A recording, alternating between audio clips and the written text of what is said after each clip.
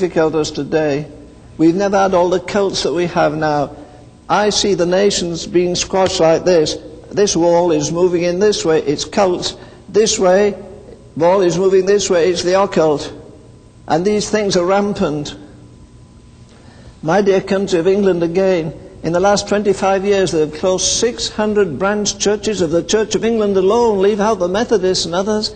But in the place of 600 churches we have now 600 mosques. The greatest revival in the world right now is amongst the Muslims. Why? Because they're prepared to die. You can't scare them. We're prepared to die. Our folk are not prepared to live. Sure, they'll come to a camp, they think, right, horses, or have play tennis or some other thing. I know there's nothing wrong in that. But where's the passion? It's young men that see vision. I'm not trying to escape it. I want to tell you before God, I'm in my 83rd year now. I have a bigger fire burning in my belly, if you like, of my heart than ever in my life. And I'm determined by the grace of God to wage war. And I say, I got young men coming 300 miles to our prayer meeting. That's my consolation. I know that Manley's stirring people in his area, Bill in his area.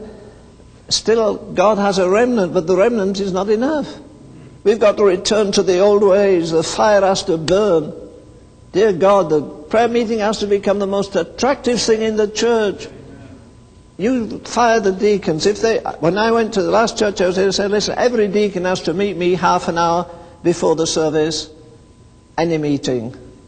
Friday night we meet at 9 o'clock and pray till midnight. You would tell me about Spurgeon.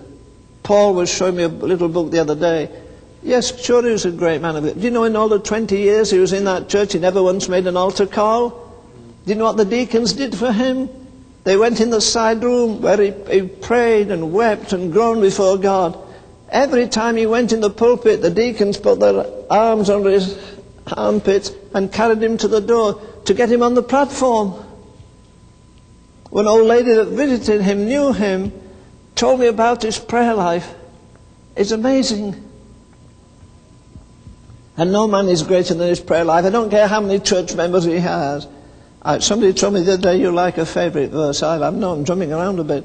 But you know, I think the greatest honour, I don't have any doctorates, either begged or borrowed or burned or anything else. I have no degrees. You can have 32 and still be frozen.